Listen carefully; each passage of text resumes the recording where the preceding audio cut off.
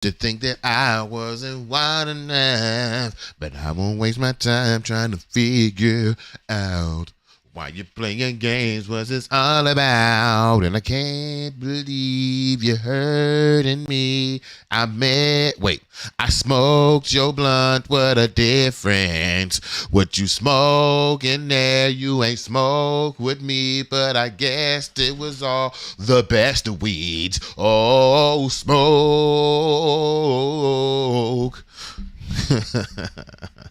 Never knew what I was missing, but I knew once we start kissing, I found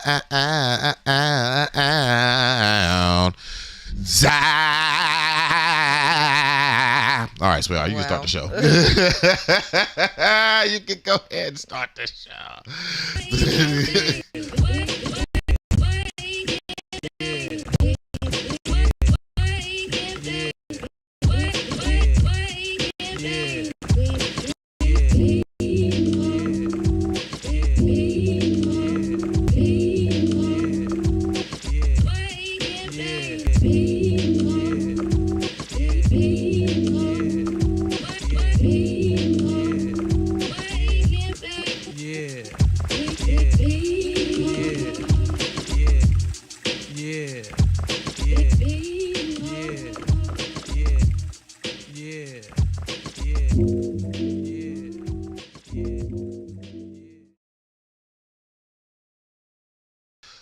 Good morning, and good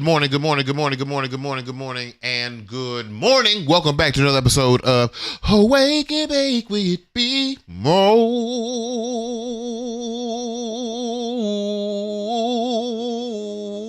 Yeah.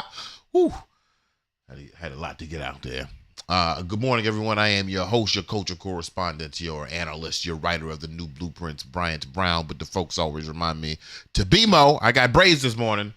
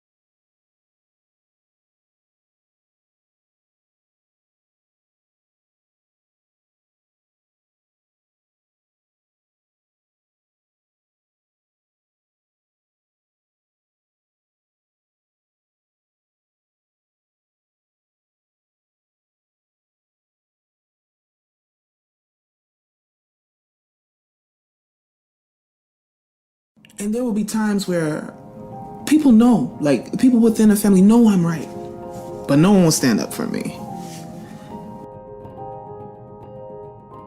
And at the end of the day, it's just like, they showed up like they always do. Anyway, disappointing. That really definitely hurt really bad. You know, you want your family to fight for you? I did. I thought that maybe somebody would. I will never lie about that. And that's what hurt. They did not. They did not. They never do. You're listening to the Tell Her This podcast, a storytelling podcast for women, available now on all podcast platforms.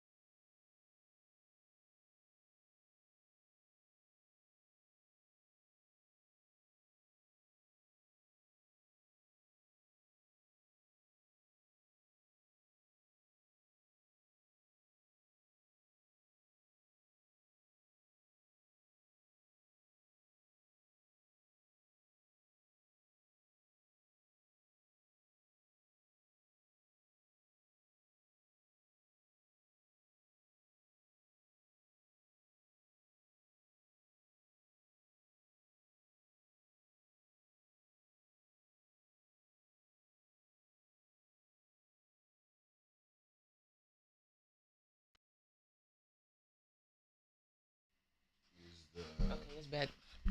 I had to switch it to like something else and put it back on Pro Effects. Oh, we good though? Yeah, we good. How long have we been out? I don't even know what the last thing I talked about. Let's see here.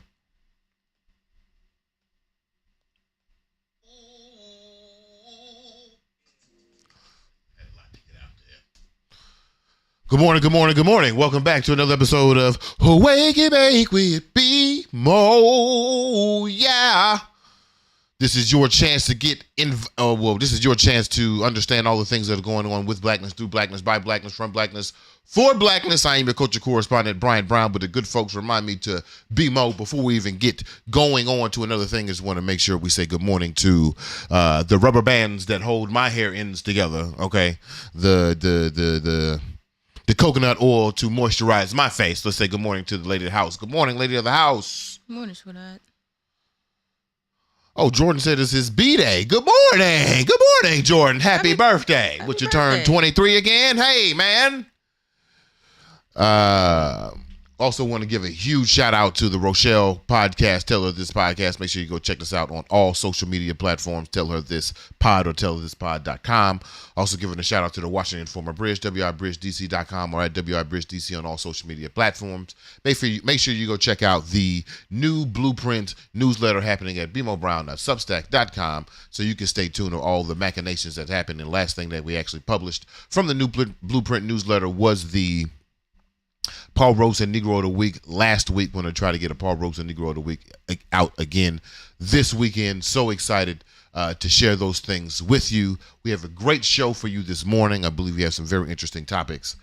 This morning we want to talk about this Thursday, so that means we're going to vote for our Paul Robeson Negro of the Week award.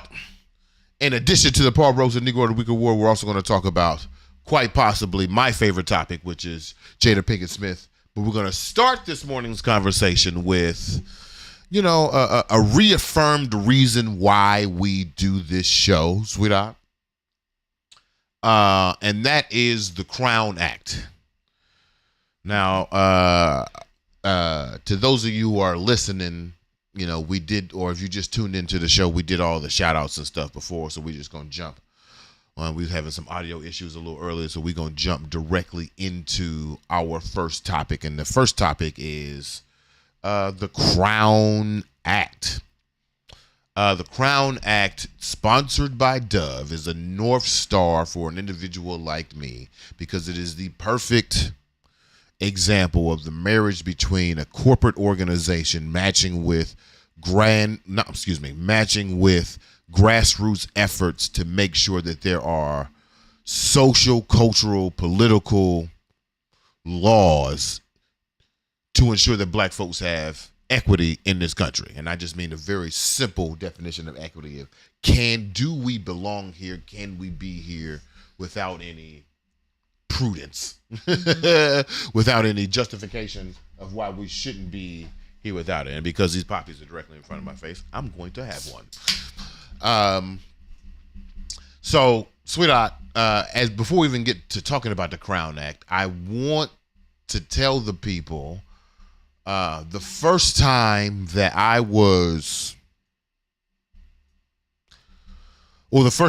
witnessed systemic injustice was actually in school.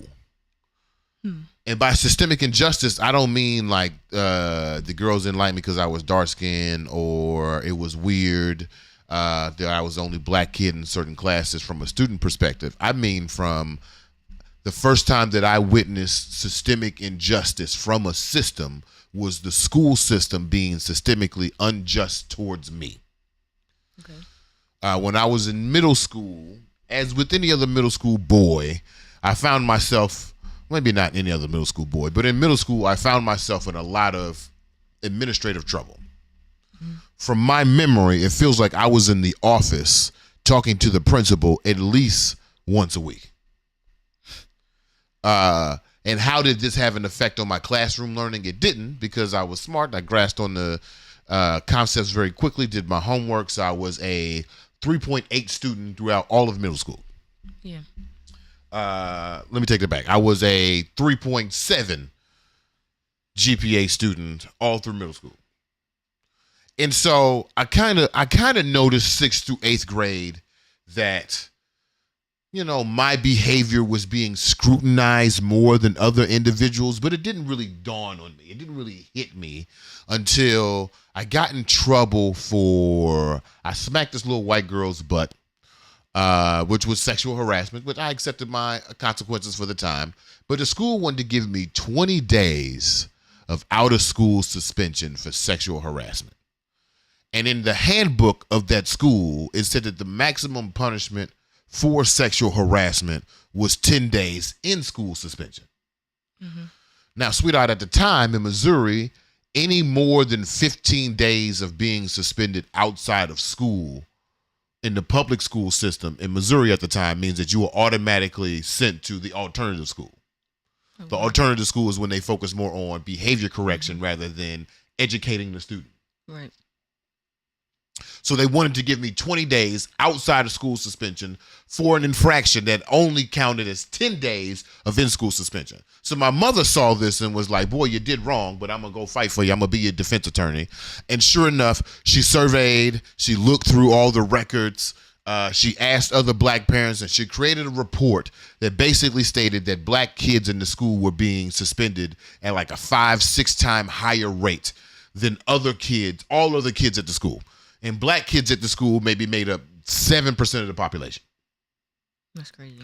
So we were accounting for a majority of the disciplinary actions that were happening at my middle school while being a very small minority of that school. Mm-hmm. Mother points that out, brings it up to the PTA board meeting. Assistant principals get shaken up, people losing their jobs. We move, we get the fuck up out of there. But the first time I actually witnessed systemic injustice was from the school system. This school system was creating a pathway in which they could get me out of the school system into what they thought was most appropriate for me, which was this alternative school system, because my behavior needed to be corrected. I needed to be normalized. I needed to know my place as a black boy was not the same place as the other 93% of the people happening at the school. So that's the first time that I witnessed it. That's the first time I saw it. And I read the report my mom did, and you know, and understanding statistics in 8th grade, I was like, damn, this is kind of fucked up. Yeah. So with that in mind, just told you I had a 3.7 GPA in middle school. The middle school I went to was a blue ribbon school. It was considered the most successful middle school in all of Missouri at the time. Also at the time, we were the top 25 middle schools on the planet. Think about that, sweetheart. No. Well, that's crazy. There was an award that was given to 8th graders. There's an award they tell you about in 6th grade so that you can, you know what I'm saying, make the mark, get this award. This award you get to, it's like you have a certain GPA. You get to represent the school at the mayor's mansion. You get to ride around in limousines. They give you a cash prize, and you get a priority for what classes you want to pick in high school, right? And for my whole time in middle school, from 6th and 7th grade, that mark was a 3.6. Yeah. If you got a 3.6, you can represent the school. It's an academic award. You don't need nothing else. You don't need a letter or nothing. You don't need to have no sports accolades. You don't need to be in no clubs. Do you got a 3.6? Here's your reward.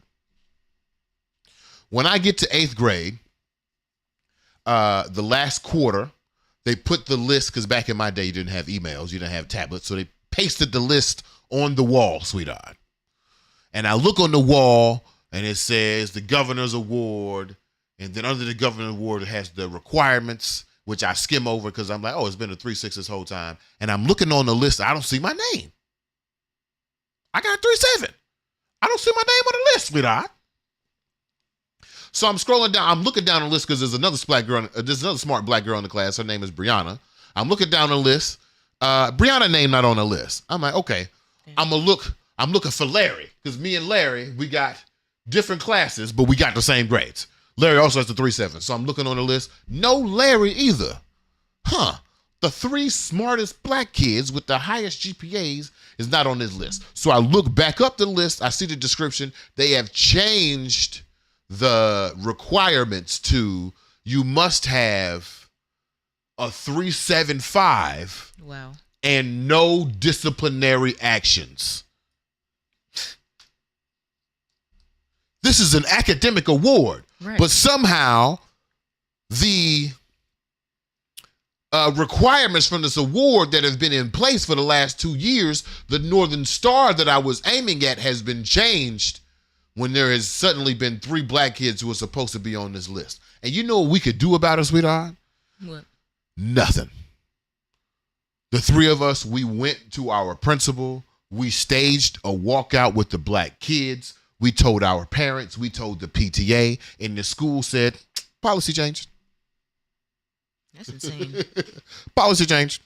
How could you be a representative of our school if you have disciplinary actions? And Brian, I see on here, you had over 100 days of disciplinary actions. Because I done had suspensions. I done had detentions. All of these things. 1 major infraction, sexual harassment in 7th grade. All these other things are talking in class, disrupting the teacher, talking in class, talking too loud in the hallway. I remember one time, me and my other black friend, Mike Woods, saw each other in the hallway. I said, "What up, my nigga?" to Mike Woods. The teacher came out of class, wrote us up for cussing in the hallway, but didn't have the balls to put the cuss word on the damn referral. So on the referral, it says, black boy yells down the hall, "Hey, black boy," to another black boy. So when the principal asked me, "What did y'all do?" and we read the referral, we just said hello in the hallway. And the principal looking at us like, "What?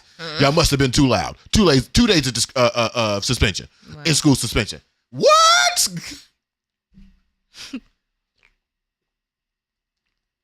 They kept moving the goalposts. Of course. It's crazy. Of course. And I'm saying that to say that as soon as black folks experience a little bit of social success, a little success in the systems that they have set up, what do, sweetheart? They change the rules. Mm-hmm.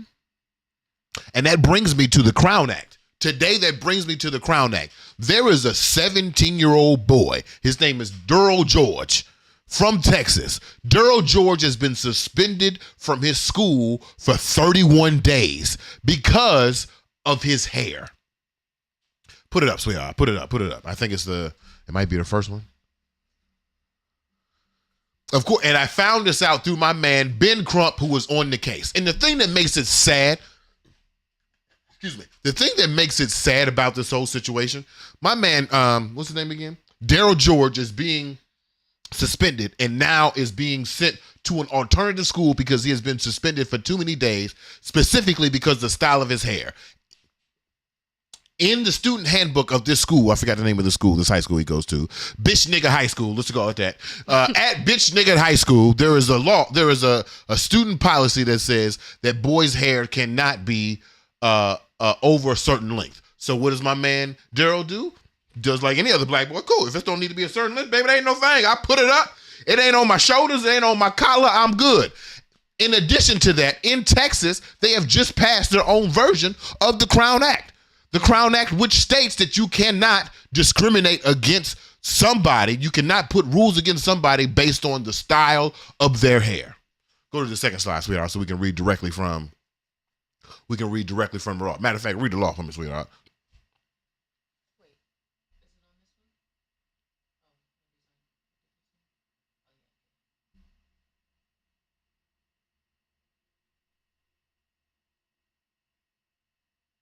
Creating a respectful and open world for natural hair. The Crown Act is a crucial step in furthering cultural diversity and acceptance as it sets out to protect people of color from discriminatory practices that have been entrenched in our society, particularly in schools and workplaces. The act criminalizes the targeting of hairstyles associated with race and prevents employers, educators, and oppressors from imposing stringent policies related to physical appearances. And you know what's wild, sweetheart? This progressive-ass Crown Act, this act that has been started by the grassroots effort, started by black women who just looking to be themselves within the workplace. You know what's crazy about this progressive-ass act? It failed in the Senate, but it passed in Texas. That means Texas is currently operating under the Crown Act. Yeah.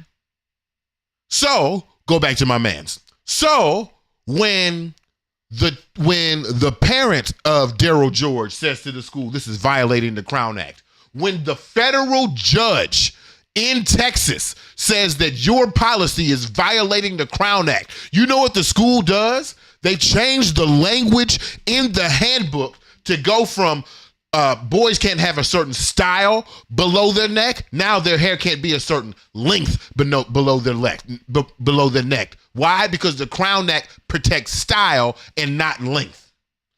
The school changed the language to length to further keep this black boy out of school. Instead of just letting him come to school, whatever the fuck ride his hair, because I don't know, sweetheart. Maybe ever since my hair got longer, maybe I got dumber. Maybe I can't hear as much because the hair is right here. Maybe the girl is just making too much noise for the curls in the back because my hair is long. Maybe these are the things that are preventing me from learning and not the obvious systemic barriers of this school in Texas, specifically trying to keep this one black boy out of school. They rather change the whole policy. They rather change their whole student policy rather than let this one black boy come to school with his hair up.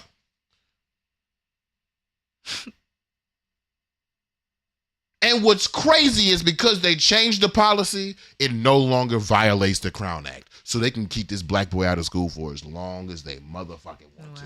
And I know you saying, and I'm saying, go to a different school. But what if I can't go to a different school? Right. What if the school that I want to go to is too far away? What if I don't have the resources to get to that school? Now I'm forced to go to an alternative school where my education is secondary and my normalization is primary? Please. Right. So so at a certain point, it's like, what the fuck was the point of the Crown Act? These niggas been pushing legislation for like 5-6 years. They got millions and millions of dollars from Dove. They have lobbied and pushed for legislation on all 50 states.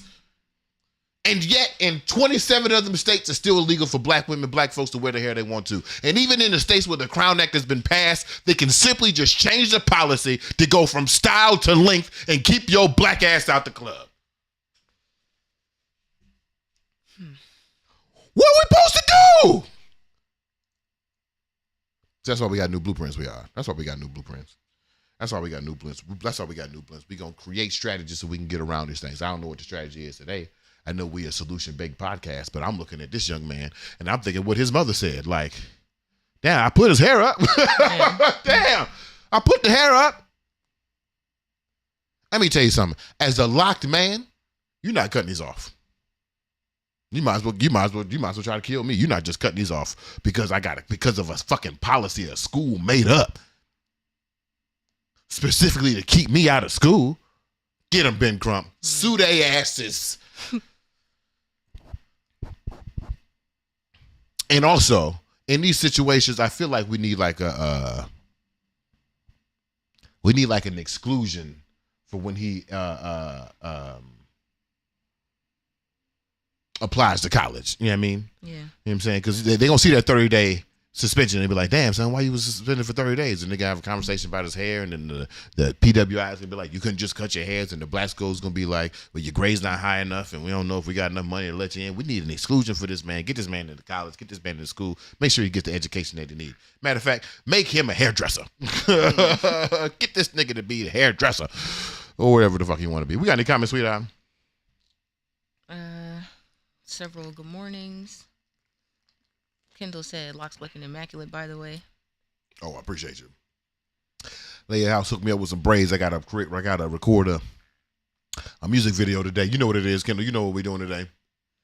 Kayla says that's shitty. She also Kayla? Said, yeah. Kayla! Hey, Kayla. Good morning. She also says they kept moving the finish line. Exactly. Yeah, they did. Natalie says, LOL, if you only knew how many awards I qualified for and never got in high school. And then she said, roast them. That's the first time I witnessed systemic injustice. And it's the first time I was truly heartbroken about, like, they teach you in school. What's funny is in 7th grade, I played this judge in the school play who, like, there was like a traditional play they did every year in which the judge actually gets to make the jury members get to make the decision on if the case is guilty or not. And the case is about, can't remember the very specifics, but the case is about systemic injustice, about people creating rules to keep other people outside of a certain system. And I played the judge in that play. And so I remember during our walkout, in which I threw a metal trash can at our middle school principal's car. I remember during our walkout thinking like, damn, this is wrong. Like this is legit wrong. All the black kids are not being able to participate in this award because what? Right. Because they targeted us for disciplinary action, and that was eventually the reason why all three of us would not make it onto that governor's award list, because we all three had disciplinary action. Now, my disciplinary action was, wild. But like the disciplinary action they got Brianna for is because I think she was talking out in class, or like she cussed out a substitute for cutting her off in class at one time. So she had a disciplinary record. She was the quietest, to this day, she's one of those quiet girl I know. Yeah. But there's no way that you defeat systemic oppression, sweetheart. Well, there's a way. I just didn't know it in middle school. Kayla says, does religion override those laws? I had a homie who got out of taking the COVID vaccine for work because he signed a paper that said it was against his religion. In Texas, probably.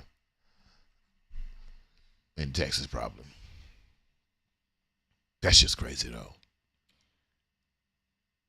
Okay, let's do this, sweetheart.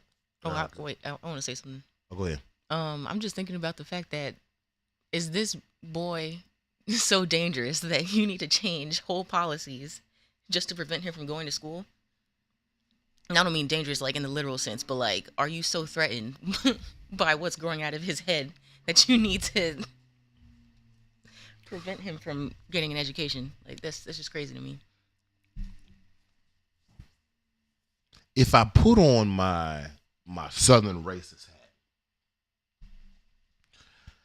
I believe if I could sit in the mind of the people who made the decision, I think it's more so like, you're not going to tell us what to do. But it's crazy because he abided by their policies. He braided his hair up, put it on his, like. I think that's what pissed him off more though. That's crazy. It's like we changed the policy. You knew this. I'm in the mind of the racists right now. Yeah. Nigga, we changed the policy so you would have to cut your hair. Right. We want you to cut your hair. Yeah, don't think you can outsmart us. Yeah. Yeah. Just because you wrap it around your head, you haven't cut your hair. Right. Your hair is still longer than what it is. It's crazy. And so I think it's more of a situation like we're not going to let this black boy and his black mama tell us that they can do what they want. Right. Please. I think that's what it is. Yeah, I think exactly it's more what it so is. like, oh, you did beat the policy. And what's crazy is you beat the policy in a way that white boys couldn't do. So if a white boy had this hair length, like it would take him forever to lock his hair up and then put it around his head to look like a crown. It would take forever for him to do that. Yeah. Years for his hair to lock up. So you created a solution that was specifically black. And you know what's crazy? He's not an athlete. I know he's not an athlete. Because if he was an athlete, this would not be a problem. Right. Would not be a problem at all. Matter of fact, in that same middle school, when niggas did make the 3-7, if you was an athlete, you didn't get no disciplinary problems. Never in the principal's office. Of course not. Nigga, you finna be the high school star. You finna be the star. That's really what it's about. It's control. It's about control. It's about power. Yeah. Bitch nigga high school. Fuck y'all. Yeah. Caitlin Fuck y'all. said they're mad because he outsmarted them. Yeah. Exactly. And Natalie said Daryl got no allies at his school is a sad thing. Right. I heard the women of the Fearless Fund say the real kicker of racism and like systemic barriers is proximity.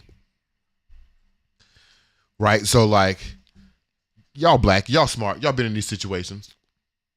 Y'all go to the I've been in this situation. You go to the gifted program, you go into the gifted class, and somehow you find yourself you're one of the 3 black folks in that class. I had a jazz band that I started in Tallahassee. It was called 4-7 because there was 4 people in the band, 4 black dudes out of the 7 black dudes of a 107 person IB program. 7 black dudes, 107 people. That's kind of wild. Yeah. We had 14 black girl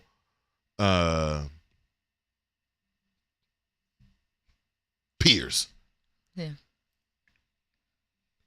IB class was 107. Our actual class was like 350 people. So the other 107 minus the 21 of us that were black, those are white kids. Yeah. The rest of the class, the rest of the 350, they are black kids. So how did we get to a class that's 271 people black, but 107 or 85 of them are white and they're in the specific program? How did that happen? How we get a majority white program in a majority black school? Right.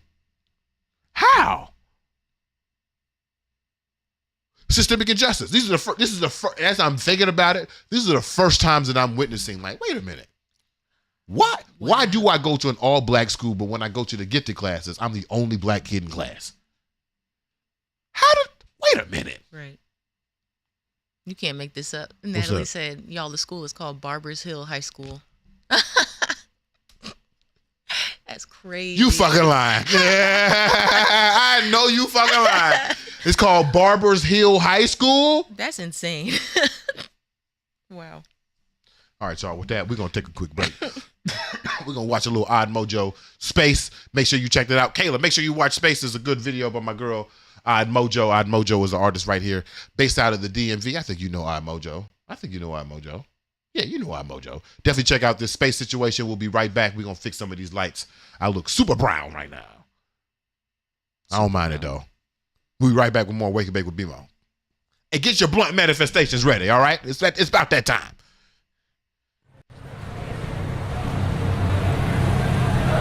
Hey, yo, bro. Yeah, wake up. Where's my packages?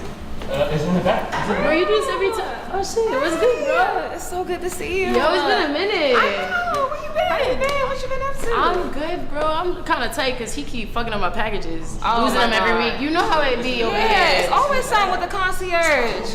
Oh my God, bro. It's alright, bro. You probably You know ate you her owe me shit a too that smoothie. she ordered. You lost my smoothie. I don't know what happened. The usual.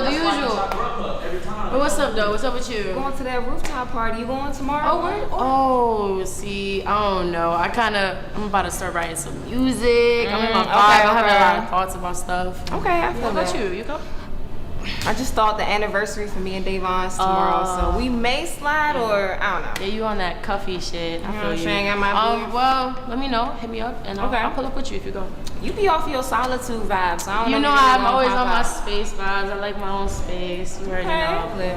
But I'll let you know. I might, but I'm really thinking about writing some music. Okay. You want up? We can make. Yeah, I'm gonna go up because he sucks and Okay. you lost my packages. Yeah. So yeah. See, you know what? That's cool because that's exactly why I be eating your DoorDash. That's exactly why I eat your DoorDash. Wow. Yo, babe, look.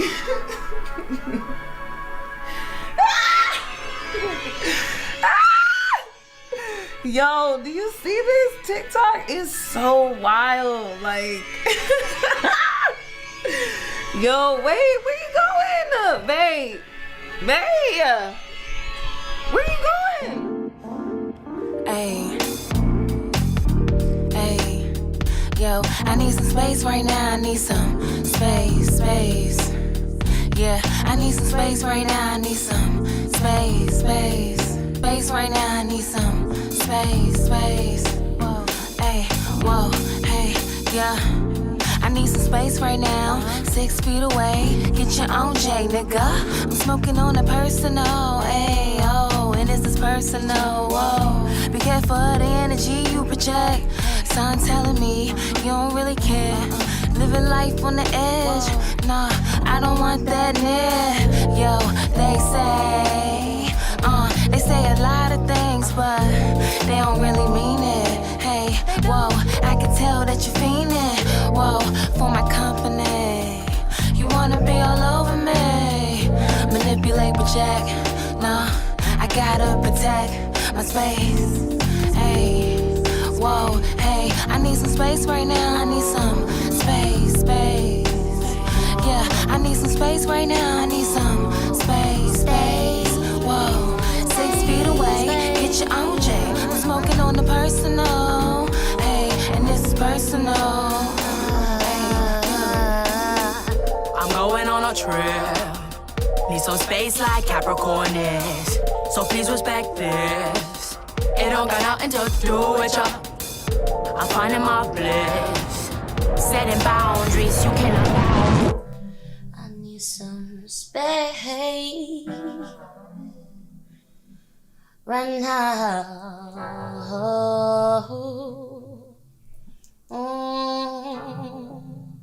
Right now.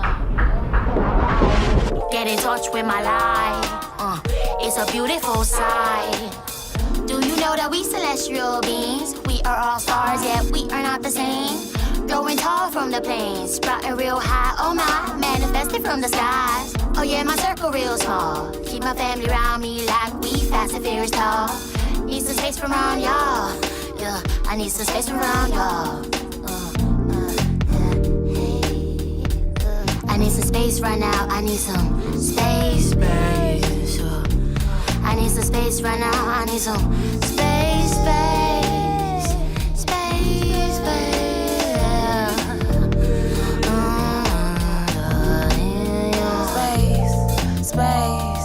Space. I need my space. Oh, space. Yo, I need my space. Whoa, I need my space right now. I need my space.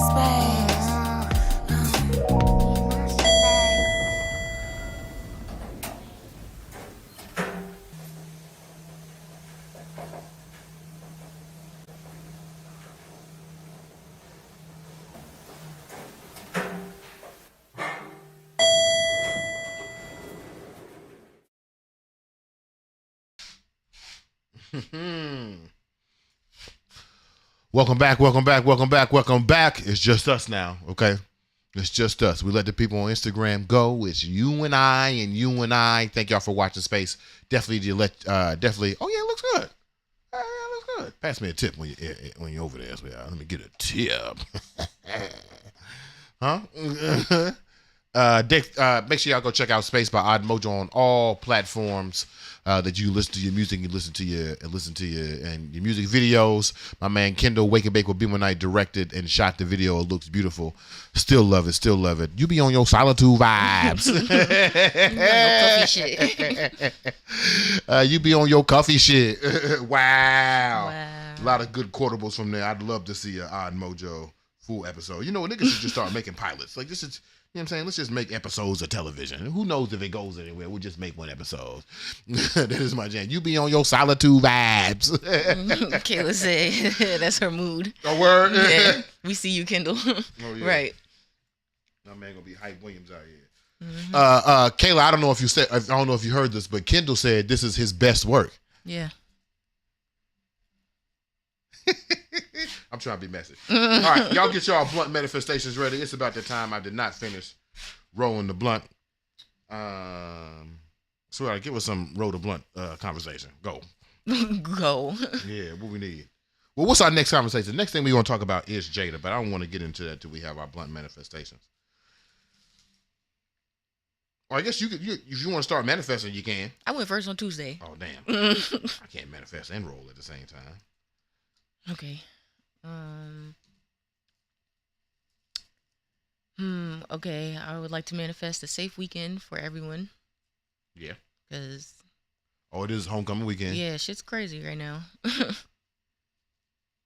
Also, like to prayers up to the young man who lost his life at, I think it was Jackson State. What happened? It was a shooting. Yeah. Yeah, shit's crazy right now. It was a terrorist shooting, or it was niggas shooting at Jackson State. I got to read more into it. I want to say it was niggas shooting because he was trying to break up a fight and he got shot and killed. Oh damn. Yeah. Yeah. Oh, my man was trying to do the right thing. Right. Oh. I think he was an alpha too. Oh. Yeah. Fuck. Yeah. So yeah, oh safety. No. Yeah. Mm-hmm. You know what I manifested on Tuesday? You remember what I manifested on Tuesday? What? We did our strength, courage, and wisdom, but then I manifested $4,000. Yeah. And look who on the line today. Who? Kayla. Oh. Okay. Is that? Huh? Is that who you were talking about? Yeah. I thought you were talking about Lydia. I guess it could apply to like a lot of creative people in my life. Yeah. Yeah, let's definitely manifest that safety. Today after the show, I told y'all there's a pretty big opportunity as long as I don't go fumble that bag. So today after the show, I'm going to go have a session about how to not fumble that bag. I was manifesting $4,000 on Tuesday. And I want to continue trying to manifest that funding. Because I feel like, and I said this on Tuesday, I feel like I have let some people down. And before we get to this gigantic change that's about to happen into our life, in which we'll be able to sustain some things a little differently, I just need a little something to hold people over. Mostly because I don't want you niggas getting a job. And then, you know what I'm saying, we finally got the funds to fund the revolution and your ass got to go to work. I don't want that. I don't want that. Shit, this could apply to you too, sweetheart. So yeah, I do need some, not need some, I would like to manifest some immediate funding to hold niggas over for the projects that we do have that will be monetizable in the very near future. I just got to get niggas through Thanksgiving and Christmas. If I can get you through Thanksgiving and Christmas, then I feel like once we get to January, it's on and popping. So I want to manifest that. Of course, our strength, courage, and wisdom. I try to sing it like Michael McDonald. No. I keep forgetting. We will never be the same again. Okay. So yeah, that's what I'm manifesting today. Not Michael McDonald though. So yeah, let's go ahead and get that popping on a very physical sense. And then I don't know why it just popped in my head, but as we look for a vehicle, sweetheart, I want to find the vehicle that I want. Okay.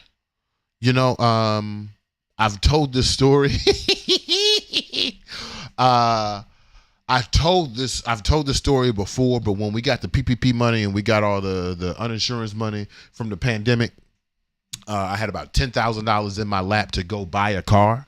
And I had a decision. I remember I was sitting right here over this desk looking at the Mac that you're looking right now, and I was on Facebook Marketplace, and I saw two cars that were the same price. I saw a $7,000 car that would last me until forever. You know what I'm saying? A little Toyota Corolla that lasts me until that motherfucker blow up. Legitimately. Yeah. And then I saw right next to it was an Audi, in which reading the description of the Audi, I knew the Audi would last me about a year and a half. But I had a conversation in my head at that time. I was like, you know what? Do I want the car that'll last me a long time, or do I want the car that'll change niggas' impressions of me immediately? And I chose the car that'll change niggas' impressions of me immediately. The funny thing about that choice, sweetheart, I ain't want neither one of them cars. I ain't want neither one of them cars. So I guess that's a larger way of saying, like, I want to manifest what I want. Ooh. Okay. Yeah. I want what I want, not what I have to settle for, not for what I'm forced to choose between. Yeah. All right. I might have to get on my guru shit. No, I'm not. Fake ass niggas.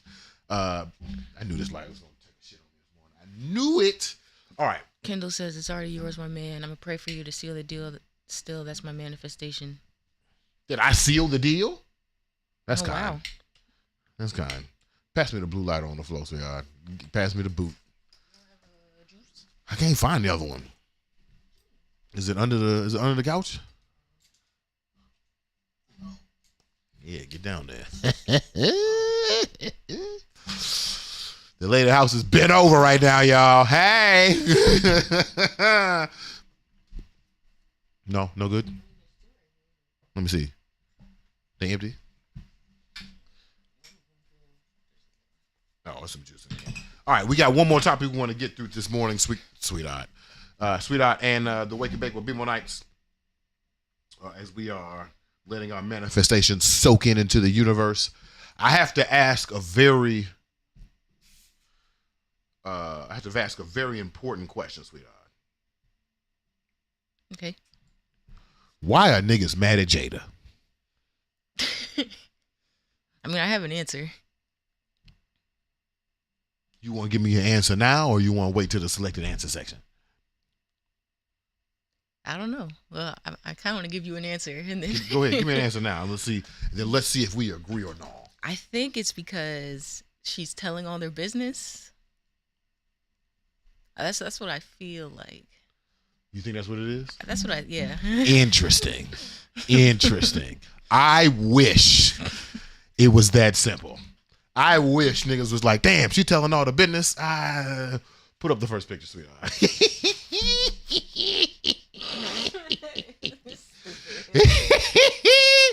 All right, so there are a few things I want to talk about this morning, right? I want to talk about this Tupac thing. I want to talk about Jada's actual words on herself. And then I want to get to answering the question of why are niggas mad at Tupac. And I'm doing all this to say that I am nominating Jada Pinkett Smith for the Paul Robeson Negro of the Week. Okay. I'm doing it. All right. First thing says, the book came out yesterday. Yesterday, like the book just came out. Let me get this blunt going. All right. First things I want to talk about. Okay. So, in the multitude of things that Jada has been talking about for the last 3 or 4 years, the one thing that seems to get one thing that gets social media always ablaze is whenever Jada Pinkett talks about her relationship with Tupac. And the reason why, or at least the things that I am streaming from the internet or gleaning from the people that I talk to and the conversations that come my way, the reason why individuals seem to be upset about this conversation is because they feel like Jada Pinkett is actually romantically interested in Tupac. Okay. When in actuality, after listening to Jada talk about her relationship with Tupac on the interviews that she's done, and Jada has done 20 hours of interviewing.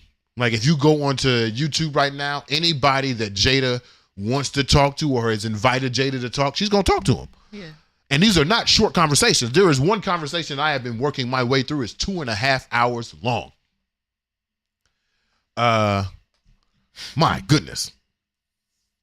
So in these interviews, one thing that Jada talks about is her platonic love with Tupac. But there's something that's in the mind of people. I'm not even going to say niggas themselves. Something in the mind of people that does not accept platonic relationships. Yeah. I don't think as a society we believe that men and women can be friends. That may be from personal experience, in which I'll put a little bit of percentage of the blame on there, but I'm actually going to put a large percentage of the blame on the lack of platonic relationship on two things: on men and their lack of control of their own dicks, and then 2, on media's lack of portrayal of beneficial, positive, beautiful versions of platonic relationships. Yeah. And we're going to get to that in a second. There is a concept, not even in a second, we're going to get to that right now. There is a concept in how we watch media. They call it the Disney princess syndrome, in which we believe that every male-female relationship must net some type of romantic partnership. And then they will be happily forever together until the end of time. Happily forever after, right? When in actuality, that does not exist in real life. Men and women are friends on a platonic level at a higher rate than men and women are friends on or actually are on a romantic level. There are more platonic relationships happening between men and women than there are romantic relationships happening between men and women. There are benefits of a platonic relationship that do not get exposed because the benefits of a romantic relationship are those that are more seductive, more attractive, more lucrative, more commercially successful. We know that. So one reason I feel like niggas is mad at Jada, because they feel like Jada really wanted to be with Tupac, but married Will Smith because that was a safe option. That was what she's supposed to do. That's what good girls do. She was looking out for the best option. That was the most money. It was the safest option. When in actuality, when you hear Jada talk about the relationship that they had with Tupac, if you just listened for more than 20 seconds, you will realize these niggas had no romantic chemistry and did not look at each other in that way. And I have platonic friends, of course, women, which when I was listening to this interview, there was Jada had dared Tupac to kiss her. And then they kissed. But then they said that Jada said the feeling they had after the kiss was so gross. Felt like it was so inappropriate. And I thought about for a second, what if I kissed my most platonic friend? And even the thought of it made my stomach bubble. Can you imagine me trying to kiss Hannah? Ugh. Oh, God. Oh, my God. Oh, my God. Gross. Ugh. And it has nothing to do with how attractive she is, with how sexy she is, whether I want to fuck or not, if I'm horny or not. It's just the thought of putting, I don't even want to say it again. But putting my lips on that girl, gross. But I don't think we are prepared to have that conversation because, one, we have been Disney-fied by the media. Then also we don't really respect women's autonomy. So it must be, if she's hanging out with a man, it must be because she want to fuck, right? That's reason number one. That's reason number one why I think niggas is not fucking with Jada. Here's reason number 2. For all intents and purposes, when we look at the life of Jada Pinkett Smith, we would say that's a damn good life. Yeah. She is part billionaire. She has her own television show. She is a Hollywood actress. She has been on some of the most, you can take this picture down, sweetheart. She has been on some of the most culturally important black media sources. And also, whether you want to believe it or not, Jada Pinkett is like the social Michelle Obama. When Jada Pinkett Smith speaks, the world listens. And the proof is in this rollout. Every day for the last week, we have had breaking news on Jada Pinkett Smith. And I'm here to tell you that we're going to have breaking news on the Smith family till Kwanzaa. Go ahead, build a bridge, get over it now. We're going to have breaking news on Jada Smith until Kwanzaa. And they bringing back Red Table Talk in January, which means we going to have Jada Pinkett conversations until infinity. But I got news for you. We've been doing that. When Jada Pinkett went one-on-one with Eazy-E on the couch of MTV telling Eazy-E to respect black women, that was one of the first times that black America looked at Jada and said, uh-oh, wait a minute. She brave enough to go one-on-one with a gangster about her respect? That's some Queen Latifah shit. Who you calling a bitch? You gonna respect me? I'm Jada Pinkett. So when we look at Jada's life, it would be fair to assume, when we look at Jada Pinkett's life, it would be fair to assume that Jada has the perfect life. But sweetheart, how many stars have we seen? I'm thinking of two right now that bring tears in my eye just thinking about them. Have we seen take their own life because they were unhappy? Mm-hmm. The first two that came to my mind was Jet Jackson and Robin Williams. Right.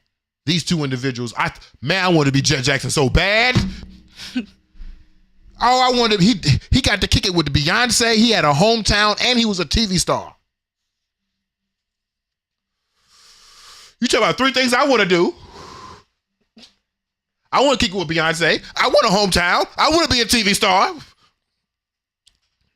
Robin Williams, one of the most entertaining, most funny men that we have seen growing up, most energy in life, took his own life because he was unhappy.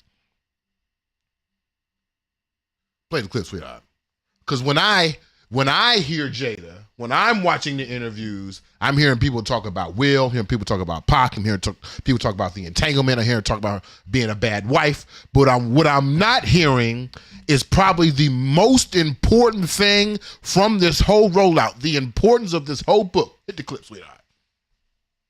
It's so hard to find authentic happiness in this world. Even through my journey, my 52 years, and just trying to figure out how to be authentically happy has been such an excruciating process. And one of the purposes of this book is like, if I can help in any small amount of way, in any way possible, to help somebody have an easier, or just leave like little breadcrumbs, kind of like not a blueprint, because everybody's process is different, but just little breadcrumbs of how to find that for yourself. Because it has been really difficult for me. So thank you. Thank you. Systemic happiness? Mm-hmm. Systemic happiness. Not happiness derived from your success. Not happiness derived from the material things, from your financial success. Not happiness based on the things that happen to you in life. Systemic happiness. A few weeks ago, I was talking about how I was bored with myself. That's just another way to say I was unhappy with myself. Yeah. Regardless of the successes that we have, regardless of the new things that are coming our way, regardless of whatever may be happening in my life, there is still a sense of, do I know me? Am I secure with myself? Have I figured out how to love me yet? Not I mean, it does hit my mind, but like, not, we need a new couch. That'll make me happy. It'll make my tushy happy because these springs is whooping my ass, sweetheart. But it won't be systemic happiness. So imagine, sweetheart, imagine being a person seeking systemic happiness, even outside of your own relationship. And when seeking that happiness, the world turns to you and says, you should already be happy. Mm-hmm. You already have it all. What else do you need? You need happiness too? That's how you lose a nigga. So when Jada Pinkett Smith says she considered suicide at 40, after her 40th birthday party, when Will Smith threw her a surprise party and invited all the great folks of Hollywood in her big ass house as a representation for all the successes he had, she wanted to end her life that day. Because all that doesn't really mean anything. Say it. All that stuff doesn't really mean anything. It don't mean nothing if you're really not happy within yourself, if you're not secure within yourself. And now Jada has come out and it starts and is expressing it in these interviews and in this book. But instead of people celebrating her resilience and her pathways and her breadcrumbs to finding a new blueprint towards internal happiness, instead of people using that as an example of how to go forward, they rather just use her relationship trouble as an example of how she's a bad wife. Mm-hmm. And sweetheart, this is the crux of my theory. You want to know why niggas is really mad at Jada? Listen. Because they ain't mad at Jada. They're not really mad at Jada. You know what they are? They scared of Jada. Mm-hmm.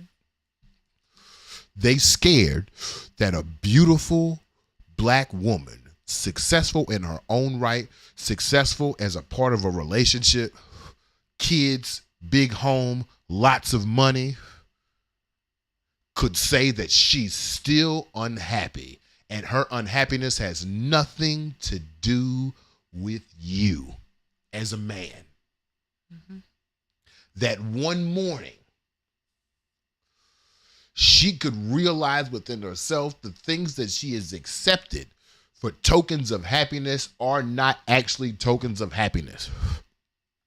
And that petrifies niggas.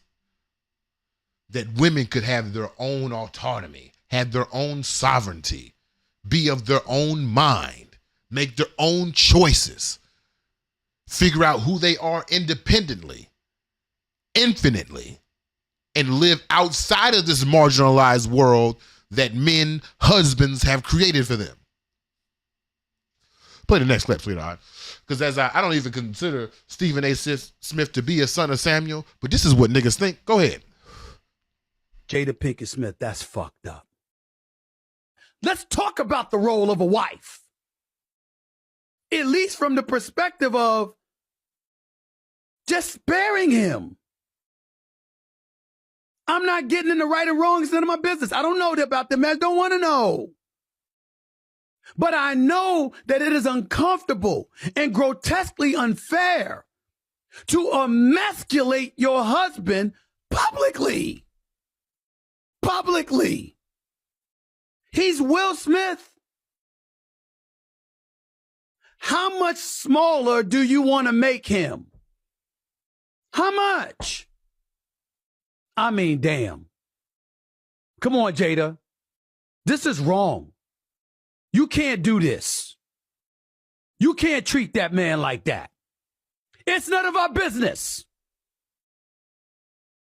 You screwing somebody, that's your business. Your husband ain't getting it done for you, that's your business. He was somebody else, you was somebody else, that's your business.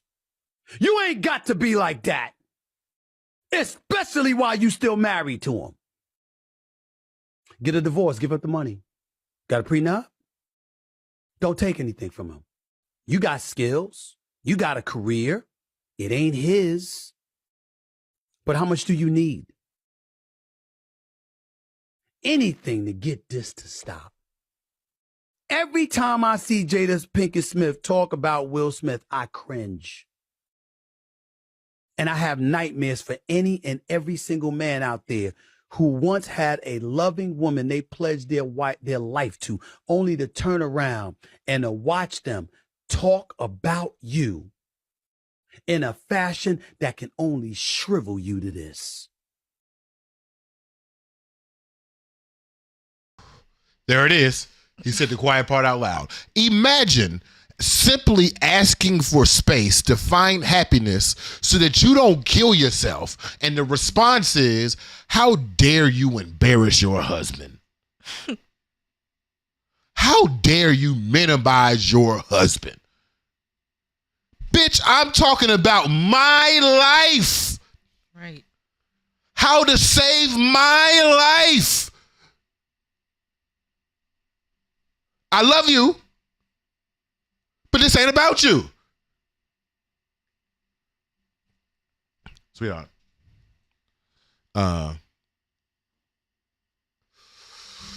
That's my hypothesis. That's why I think niggas is mad. I think niggas is not really mad at Jada. I think they're actually scared of Jada. I think they're scared that if they allow women to express themselves, to find their own happiness, to be at peace with themselves, that somehow that'll minimize a man's role, a man's life, a man's purpose. And which, if that's the case, I got to ask you the Toni Morrison question, sweetheart. If I take that little bit of power of manhood away from you, what are you? You still good? You still strong?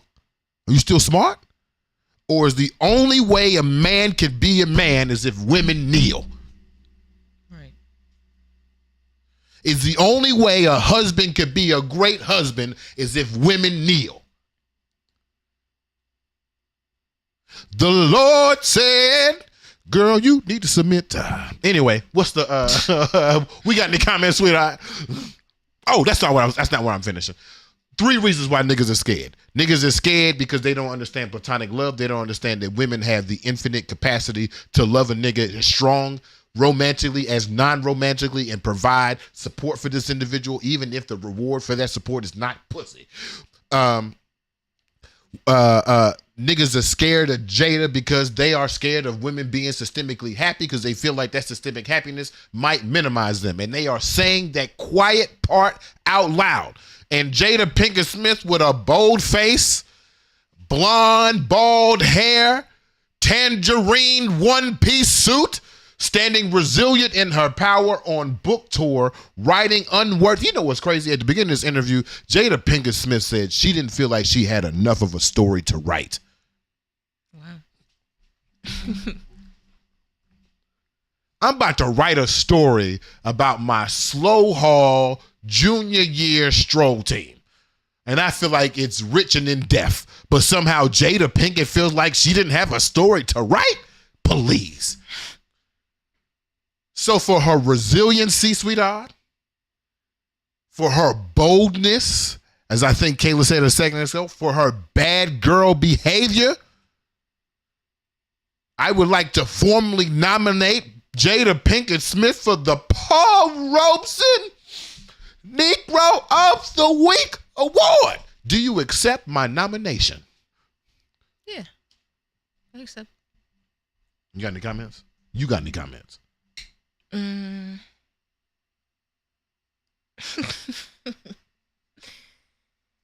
Yeah. Well, no. I'm just taking in everything that you said, but yeah, I do agree. I think niggas are scared. But petrified. It doesn't have to. Yeah, a woman's happiness and her decisions don't have to negatively affect you. Because it's not about you, ultimately. It's not about you. And also, Will Smith's response so far has been, when he read the book, he had an emotional awakening. He said he looked at his wife in a different way, from a different perspective, which makes sense. Because, like, we kind of talk about this from time to time. When you live with a nigga every day, when you see a nigga every day, it's kind of hard to think about their whole life as like a total one thing. It's kind of like always seems like it's a daily occurrence. But when you get a chance to like step back and read that thing, if toxic niggas don't have revelations and Will Smith had a revelation, I guess he's not toxic. But niggas are playing Will Smith for his response saying that he had emotion awakening, said that he should still divorce Jada. So here's my thing, sweetheart. As I'm approaching husbandry, right? Not that I've proposed. As I'm approaching proposed husbandry, let me not assume. One of my favorite conversations we've had on the show is when we were doing Lovecraft Country. Here you go, sweetheart. And I asked you if you felt marginalized. And you said, I don't know if I should tell you the answer. And I said, I'm ready, thinking that you would be like, you know what I'm saying? No, I'm a free woman. And you said yes, and you feel marginalized by me. I feel like the wrong thing to do, the toxic thing to do, the Stephen A. Smith thing to do would be, damn, you a bad wife. You made me feel bad. You a bad lady. You making me feel bad.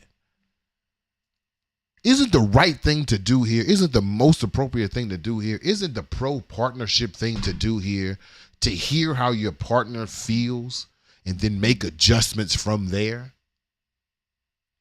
Yeah. You got any comments, Will?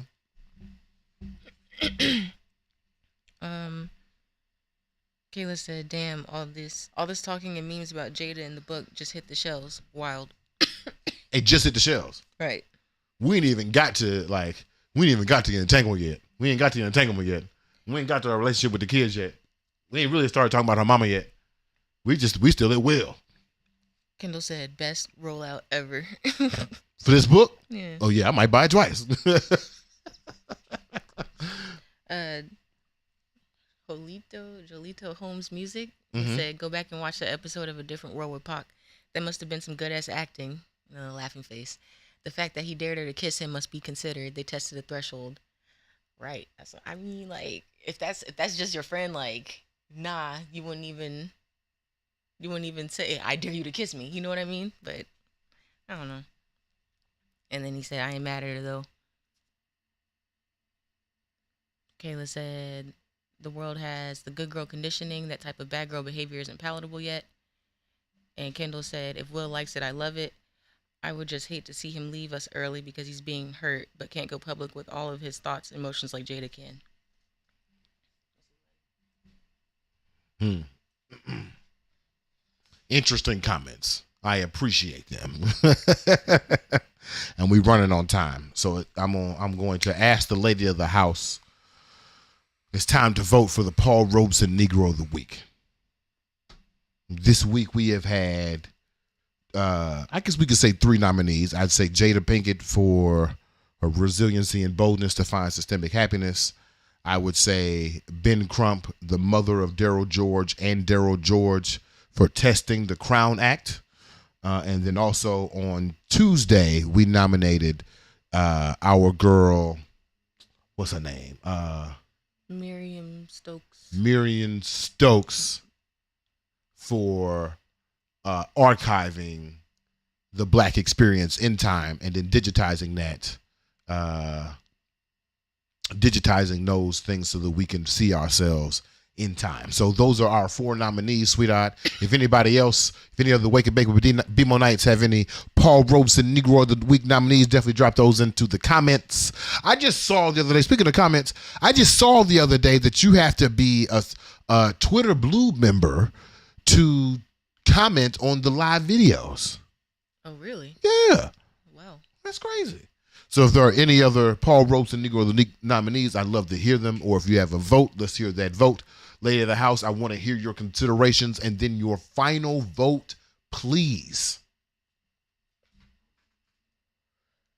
We started with Daryl George and Ben Crump and his mother. Mm-hmm. Yes, they definitely need to push back on the revision of the Crown Act in Texas. Mm-hmm. Absolutely. It is 100% an injustice being done against him, and not just him, but all of Texans, all of Blackness, So, yeah, they should continue to fight the good fight. Okay, keep going. Okay. Marion Stokes, that was also an important thing for history. She was a civil rights activist as well, and she was involved with the move bombing. Yeah. Move bombing. Yeah. Mm-hmm. Out in Philly. Mm-hmm. Okay.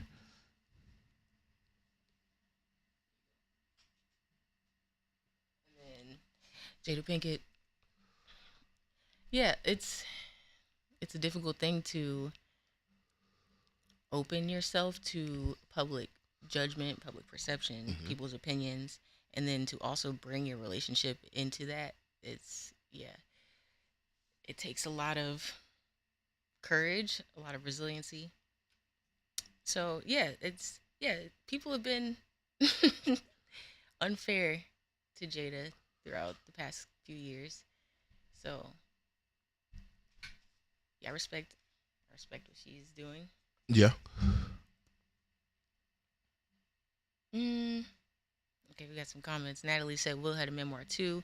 Kendall said, yeah, the rollout was not like this though. And then Natalie said, FYI, the Barbers Hill School has already been sued by a different student. That case pushed the Crown Act through in Texas. Fuck damn. So who's your folks, sweetheart? I'll give it to Jada. You give it to Jada? Yeah. Okay. You know, I connect with Jada a lot. And then I had a recent conversation with my mother. And I maybe realized the things that I'm connected in Jada are actually the things that my mother exhibit. And I just see them in Jada. Okay. And I'm saying that by proxy. This would be her second Paul Robeson Negro of the Week award. So Jada Pinkett Smith, for your resiliency and for your braveness, for your boldness, for your ability to tell your truth, and find systemic happiness and leave those breadcrumbs for us. I love how you use the word blueprint. Breadcrumbs lead to blueprints. People like me will build those blueprints so that we can find systemic happiness within ourselves. It might take a little while.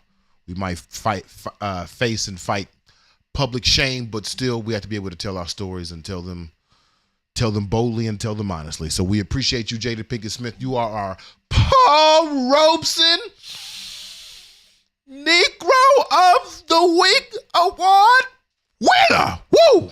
This is going to be the best award you ever got. Ain't that right, sweetheart? All right, as we also running on time, it is Thursday shows are so long. I love them.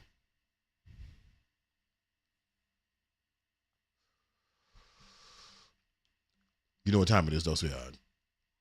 It's time for the burning question for the Roach. Brought to you by Sweetheart. What you got for me, sweetheart? What do you think the solution is when there is, I guess, pushback for things like the Crown Act? Like, I don't know if that would necessarily. Well, I'm not gonna say it couldn't happen because it definitely could. But let's say it happens here. What are we supposed to do? Oh, okay. So this pushback on the Crown Act might be a sneak peek into what's gonna happen with the Fearless Fund. So at the end of the day, what's interesting is happening at the the Barbers High School? Yeah. What's happening at Barbers was interesting is that Natalie just said this is their second time being sued for this type of situation, in which the first time they were sued was the initiation of the Crown Act, and now they have revised their student policy to skirt around the Crown Act. So now it would be interesting to see if there will be an amendment to the Crown Act to make sure that these type of skirt around situations aren't applicable. Are ridiculous, don't follow the letter of the law. I would be very interested to see what the outcome of this legal lawsuit is. But that's the policy side.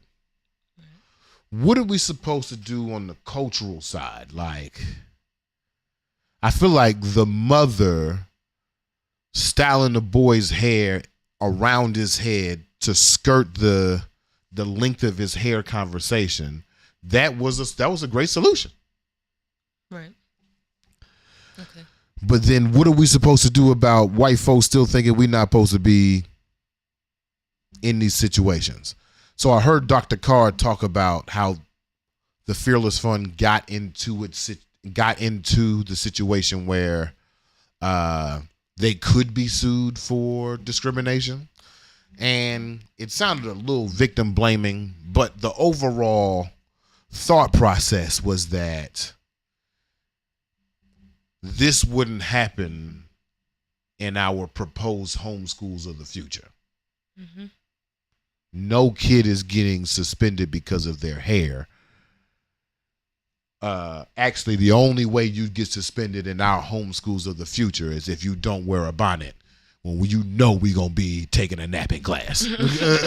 That's the only way you could get suspended at the homeschools of the future. So there is that, thought process of making sure that these situations don't happen in the future. But I don't really know what else they're supposed to do. Yeah, that's crazy. I don't really like. Because if it's a law, right? It's a federal law, right? It's not a federal law. It's a state law. Okay. It's a state law. And the state judges already said that they were wrong. But they're still enforcing this suspension. That's crazy. So, I don't know. It's like just somebody is doing wrong. Was the boy just supposed to show up to school? Like, how do you break that law? He's just supposed to force his way into class? Right. Hey, maybe actually. Mm-hmm. Maybe he supposed to Little Rock Nine it. You know what I mean? Maybe he is supposed to Ruby Bridget. Hey, actually, why isn't that happening? Damn. Maybe is it because it's not a federal law? The National Guard can't escort them to school because that's what happened with the Little Rock Nine. Yeah. That's what happened with Ruby Bridges. So why isn't the sheriff like escorting him to school? That's actually a great question.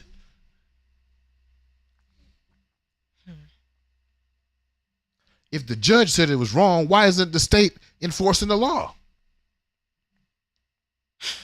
Or is the police department like, we not escorting no boy to school because of his hair? I tell you one thing, I want to see it. Right. That's the solution. We should call for the Texas State Marshals to be escorting this boy to school. Right? Yeah. Yeah. Boom. Solved. we got another one, sweetheart. Solved. All right. So who do we call? Somebody called. Oh, wait. We called the governor of Texas. He not on our side. Okay. Maybe the mayor of the town. No, he probably would have did it already. School board president? Damn, they probably white too, huh? We'll work on it. We got any more comments before we get up out of here, sweetheart? Kayla says that brings up the comment about him not having allies. There has to be a group of cops who down with the shits. Yeah, exactly. They all can't be, Yeah, y'all breaking the law. Right. You're breaking the law. It's about length, not style. Shut up, bitch. You're breaking the law. Length is style. What are we talking about? And then she said black dads, maybe. There was a group of black dads. Where was it? I think it was in Louisiana. And they were like showing up to school every day and basically just like providing positive reinforcement for the kids and like encouraging them, standing in between classes. And they had like shirts and everything. Yeah. That's cool. Yeah. That's cool. Hey, it's Mr. Jones. Keep going, Ricky. When I was in Mississippi, the pastor of the church, of the black church, would come to the school like every other day. Oh, wow.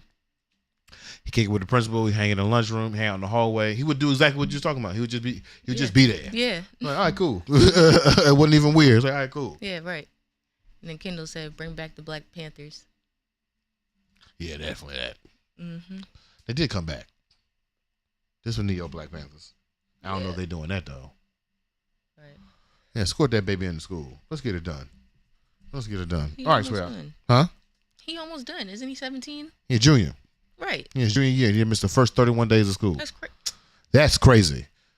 That's crazy. We supposed to be about teaching and learning. Right. And I haven't been to school because of my hair. Come on now. It's even worse because it's like at most that should be detention. Trying to mess up his future. Because, yeah. Come on now. Because of what grows out of my scalp. Right. All right, sweetheart. You know where the people can find us. Where can they find us, sweetheart? Right here on YouTube, Instagram, all social media platforms. They can check out the New Blueprint newsletter on Substack. Let me put the link up. Here we go. Yep, go to that. Where else?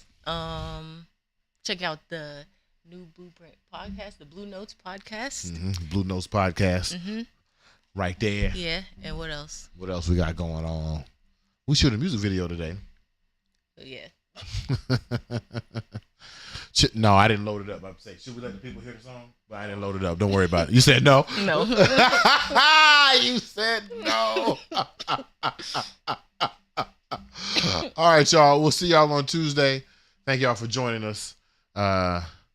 Listen to my man Detroit Rivers, Black Boy Joy, before you go. Have a little Black Boy Joy before you leave. Enjoy your homecoming. Be safe if you in D-Say. D-Say. Peace. Good morning.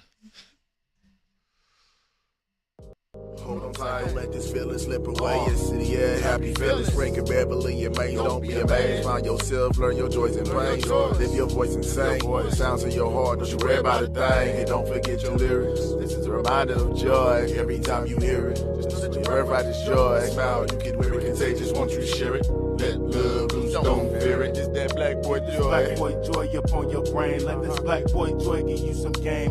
Black boy joy get up again. And black boy joy through all the pain. And black boy joy say it again. One more time, get this black boy joy up on your brain. Let this black boy joy give you some game. Black boy joy get up again. And black boy joy through all the pain. And black boy joy say it again. Where I was raised, black boys was being destroyed. I grew up a black boy, they had stole my joy. Nobody put on my neck, so I do it for Floyd. Do it for Tamir Rice and for the underemployed. For the ones that gave back, communicated, deployed. I wanna give you a rope so that you can aboard. I wanna give you a hope so that you can avoid having to be a black man without no black boy joy. So get this black boy joy up on your brain. Let this black boy joy give you some game.